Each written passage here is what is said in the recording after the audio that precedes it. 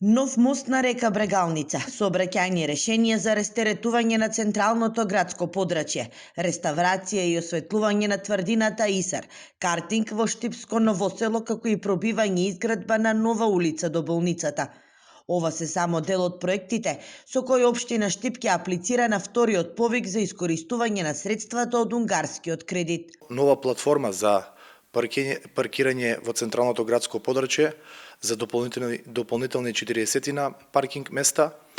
Се планира нова градинка, скада систем кој што на јавното предпријатие му е неопходен за регулирање на загубите на чиста вода за пиење. Знаете дека нешто повеќе од 60% се загубите кои што ги генерира јавното комунално предпријатие. Ова ќе биде една одлична можност да се рационализираат трошоците кои што ги има јавното предпријатие. Вредноста на сите 9 проекти со кои општината ќе аплицира на вториот повик, кој ќе биде распишан во февруари, се во вредност од околу 6,5 милиони евра.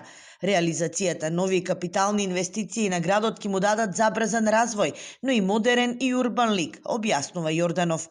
Навистина една развојна компонента која што ќе овозможи развој на нашиот град, но и довршување на сите започнати капитални проекти од претходната 2024 година. Овде би ги набројал булеварот Партизанска, спортскиот центар Джексон, обиколницата која што верувам дека во наредните недели ќе стартува да се гради.